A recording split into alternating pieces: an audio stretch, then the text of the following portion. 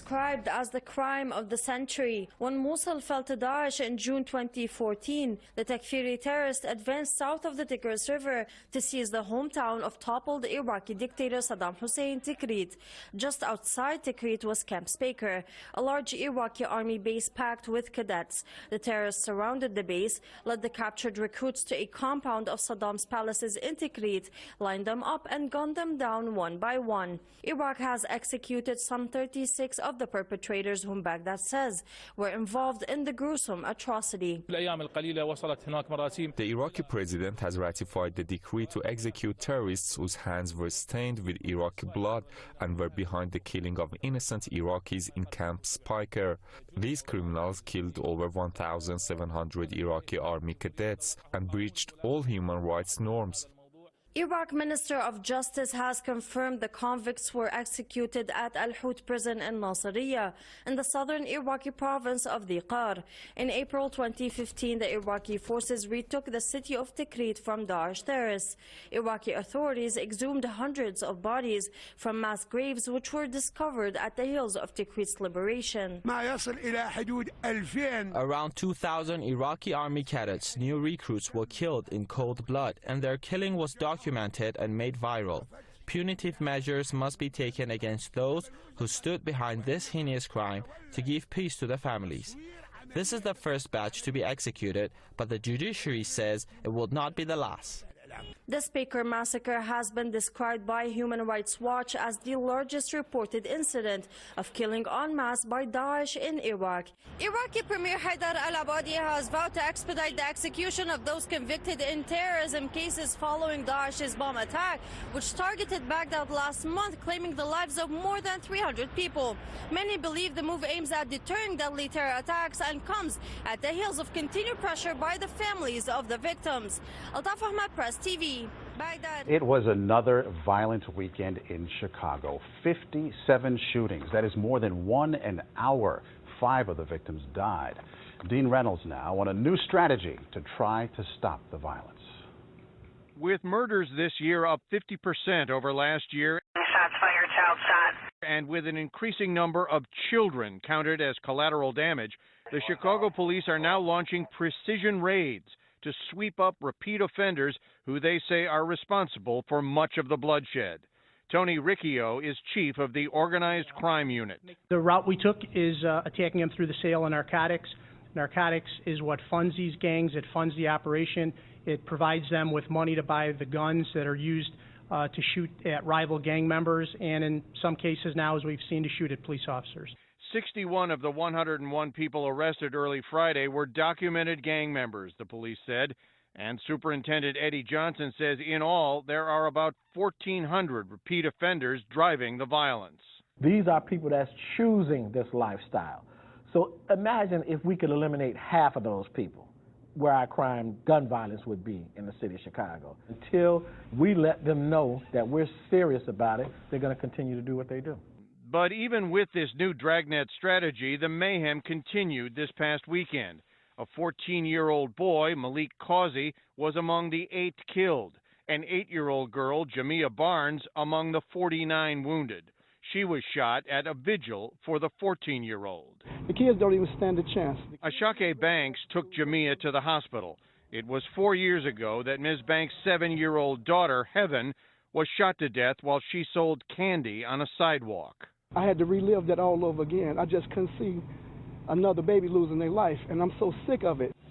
This more aggressive police strategy has been going on since Memorial Day, and a few hundred offenders have been taken off the streets. But Marie says this past weekend shows the results so far are mixed. Dean Reynolds in Chicago tonight. The Israeli military launched dozens of airstrikes from the Gaza Strip and targeted the enclave with artillery fire late Sunday night and early Monday morning, causing severe damage to vital infrastructure. The attacks targeted the northern Gaza Strip towns of Bet Hanun, Bet Lahia, and Jabalia. The overnight attacks were the most violent since the end of Israel's 50-day war on Gaza in 2014.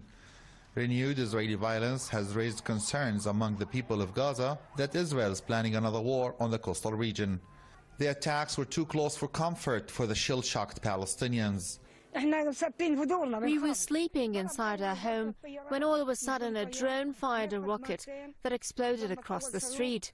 The drone took it again, bringing back war memories, and fired another rocket. This land is ours, and we have nowhere to go.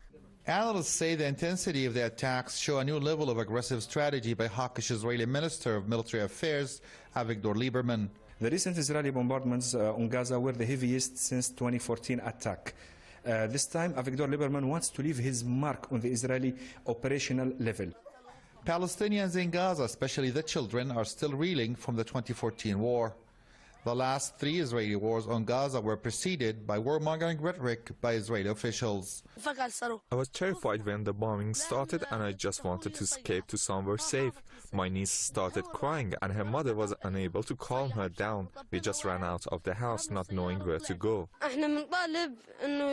I demand an end to this war that is in the making. We don't want wars. They keep breaking the truce and causing us pain and suffering. The last Israeli war devastated the Strip's infrastructure and entire neighborhoods. People here say that international silence over past Israeli crimes will likely give Tel Aviv the green light to carry out a major military operation against the besieged coastal region. During the 2014 war, Israeli forces killed and injured thousands of Gazans.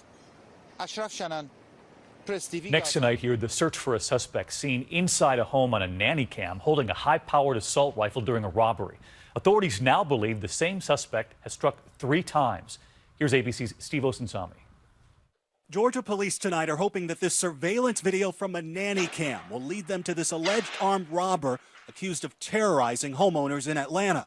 He's seen here Friday with what police believe is an AK-47, breaking into a young couple's home with his gun drawn. The family was away at the time, and he walks out with their flat screen, a laptop, and jewelry. He seems to be by himself, as far as we know. We're not sure. About an hour earlier, police say this same gunman was just 4 miles up the road robbing Barbara Lyles Anderson, but she was home. You see all these wires. So he just picked it up. She says he came in here through an unlocked kitchen door, walked into her bedroom, put the gun in her face, and told her to get face down into a pillow on the bed. He said, lay down on the bed with your face in the pillow. And that's when I thought, okay, he's going to rape me and then he's going to murder me.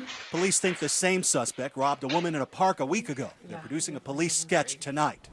Authorities say they now have good leads and underline how helpful these home surveillance cameras can be.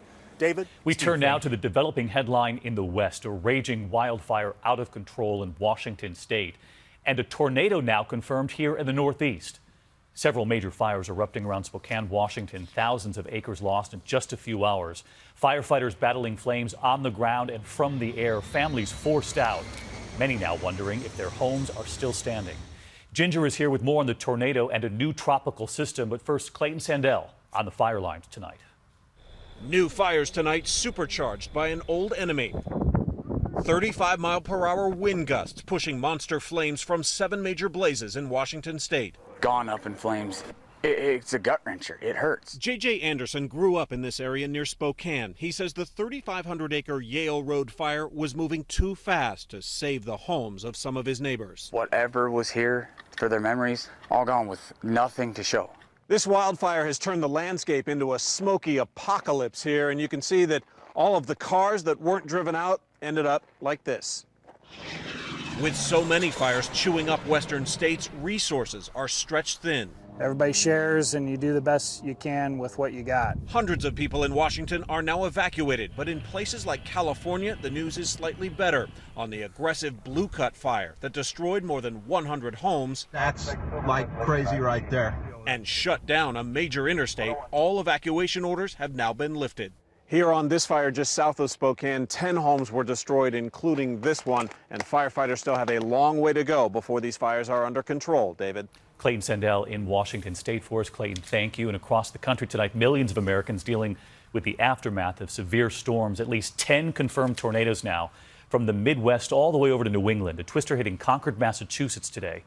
A dust storm blanketing homes and cars in Phoenix. A lot going on across the country. Let's get right to Chief Meteorologist Ginger Z. First on the fire conditions in Washington state. Right, because that's the biggest concern on the map tonight, David. I want to take you straight there. With the red flag warnings are in place from parts of Oregon and northern California, right through Montana, even Nebraska there in the plains. And the big instigating factor is this trough, this cold front that's come through almost completely dry. So it kicks up the wind, and that's really all it does for these folks, like Pocatello, where the wind speed's 36 miles per hour. Gusts are somewhere around 40 or 50. We zoomed in to show you those streamlined winds. The Pioneer Fire, now more than 96,000 acres, and a quick look at the tropics. The one I'm concerned about is the one headed toward the Caribbean. We'll be watching that as the week ends to see if it'll impact us here. All right, Ginger Z with us tonight. Ginger, good thanks, evening. as Scott always. is on assignment. I'm Maurice Dubois, and this is our Western edition.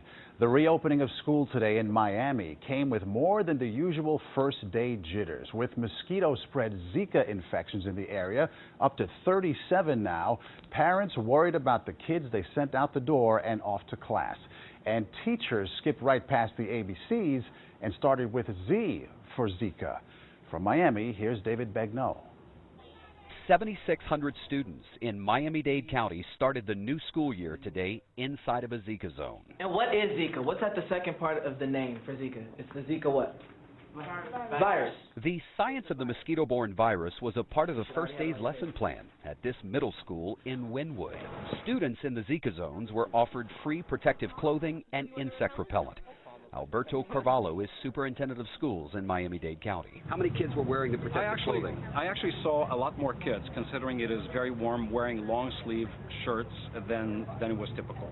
Meeting with community leaders in Wynwood this afternoon, Governor Rick Scott announced $5 million in state funds will go for Zika preparedness and mosquito control in Miami-Dade County. That's out of the $26.2 million he's already authorized. In the state's other Zika zone, Philip Levine, mayor of Miami Beach, criticized the governor's response as inadequate and not timely. I think that what the governor did is he not only blindsided me, he blindsided our administration, the county administration. I think he blindsided everybody. Katrina Bernard lives outside both zones, but this South Florida mother of two, who's expecting her third child, has all but quarantined herself and her family. My kids are restless. We don't go to the zoo anymore. I don't take my son to baseball practice.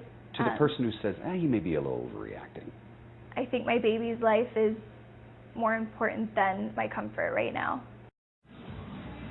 There are 69 pregnant women in the state of Florida who are infected with Zika tonight. Maurice, federal health officials will not disclose whether any of those women contracted the virus locally. David Begnaud in Miami Beach tonight.